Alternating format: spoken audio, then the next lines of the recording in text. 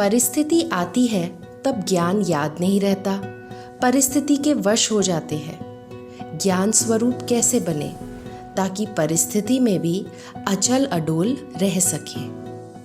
देखो, परिस्थितियां तो अनेक आती हैं और आती रहेगी, और अंत में भी बहुत सारी परिस्थितियां आएगी हमारे सामने। लेकिन ये उस वक्त, परिस्थिति के वक्त ज्ञान स्वरूप बनने की बात नहीं होती है। इसका अभ्यास पहले से करना होता है। जैसे मैंने कहा कि मान लो कि आपके अंदर गुस्से की कमजोरी है और आप बहुत जल्दी अगर गुस्से के वश हो जाते हैं, परिस्थिति आएंगी, उस वक्त अगर आप सोचो कि मैं ज्ञान स्वरूप हो जाऊं और मैं शांत हो जाऊं, ये नहीं होगा। पहले से उसका अभ्यास, छोटी छोटी बातों में उसका अभ्यास करते जाओ। और विशेष क्या अभ्यास करना है?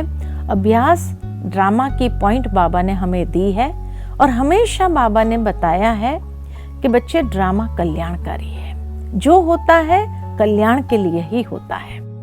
तो छोटी छोटी बातों में उसको अप्लाई करना शुरू करो। जैसे ही आप कुछ बात देखते हैं, मान लो कि आप भोजन बहुत अच्छा आपके सामने आए, वाह बाबा वाह, ये जैसे अंदर में आ जाना चाहिए कि वाह कितना सुंदर बाबा भोजन खिला रहा है। कोई भी दृश्य देखा, वाह बाबा कितना सुंदर दृश्य है। तो इस तरह से जो अभ्यास करता है, अच्छी बातों में वाह वाह निकलना स्वाभाविक है।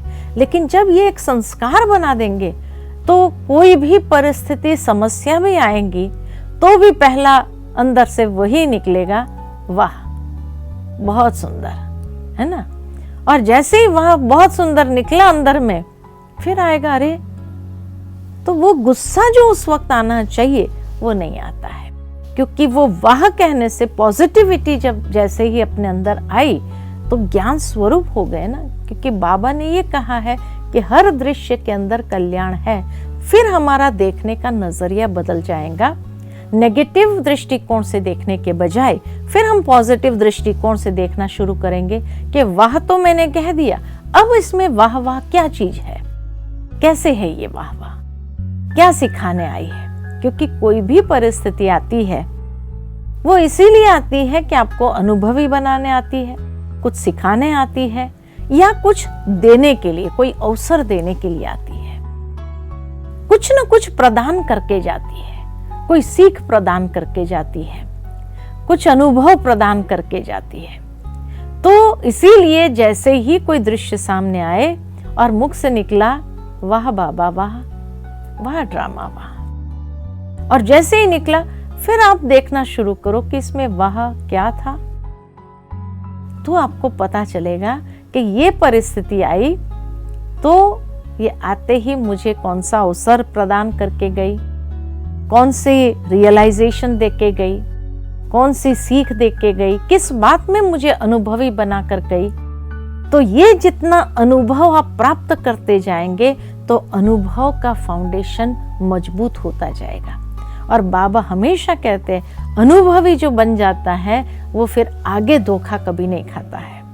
तो इसीलिए परिस्थितियां अंत तक आनी है, लेकिन इस परिस्थिति में मैं पहले से ही अपने आप को जैसे जैसे छोटी छोटी बातों में अनुभवी बनाते जाओ, अनुभवी बनते जाएंगे, तो जब बड़े से बड़ी परिस्थिति आएंगी तो उस समय सहजता से उस अनुभव के माध्यम से आप उसको हैंडल कर सकेंगे, उसको ओवरकम कर सकेंगे, उसको पार कर सकेंगे। और आपको उस समय इतनी खुशी होगी कि सचमुच ये बहुत काल का जो अभ्यास बाबा कहते हैं, ये बहुत काल से जो अभ्यास छोटी छोटी बातों पर मैंने किया, ये अभ्यास आज मुझे काम आने लगा। तो इसीलिए हर बार यही अंदर में आए। मैं अपना एक अनुभव आपको बताना चाहती हूँ कि मैंने इस बात का अभ्यास किया कि जो होता है ड्रामा कल्याणकारी है, कल्याणकारी है। तो एक बार जैसे ही मैं जल्दी जल्दी फास्ट चल रही थी, अचानक गिर गई, ठोकर लगी, गिर गई, और गिरते ही पैर फ्रैक्चर हो गया। लेकिन गिरते ही पैर में इतना दर्द है, लेकिन पहला संकल्प यही आया कि जरूर इसमें कोई कल्याण है, क्योंकि ये अभ्यास किया हुआ था। तो उस वक्त ये आया कि इसमें भी जरूर कोई कल्याण है, जो आगे पता चलेगा कि इसमें क्या कल्याण समाया हुआ है। तो सचमुच जो एक दर्द था, उस दर्द को सहने की शक्ति आ जाती है, उसको ओवरकम करने की शक्ति आ जाती है। और उसी समय मुझे फ्लाइट पकड़ना था और फ्लाइट पकड़ करके मधुबन आना था। तो इतनी अंदर में हिम्मत और शक्ति आ जाती है कि नहीं, जाना है, वो कार्यक्रम रुकना नहीं चाहिए, घर पहुंच जाएंगे। और सचमुच यहाँ आने के बाद महसूस हुआ कि कितनी सारी कल्याण की बातें इसमें समाई हुई थी। इतना समय मुझे अपने लिए मिला, इतना अध्ययन करने का मौका मिला। तो मुझे लगा कि वाह, अगर ये फ्रैक्चर नहीं होता था तो मैं इस बात में अपने आप को ब्रेक लगा करके, इतना अध्ययन करके, इतना इसमें इस समय में से प्राप्ति करती थी, ये नहीं होता था। लेकिन देखो तो क्या कल्याण था। तो बहुत अध्ययन करने को मिला, बहुत कुछ प्राप्त करने को मिला, अनुभवी बनते गए और बातों के लिए भी। ठीक है ना।